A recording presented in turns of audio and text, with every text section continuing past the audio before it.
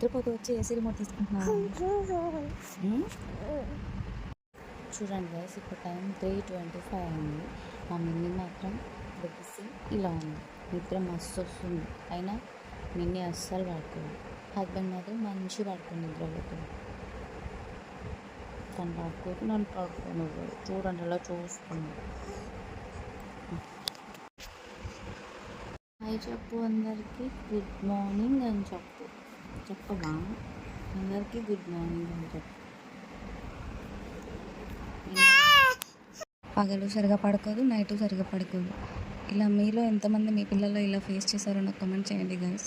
అసలు మా మిన్ని పాపకి ఎప్పుడు ఆటలు పిచ్చి ఆట ఆట ఆట, పగలు నైట్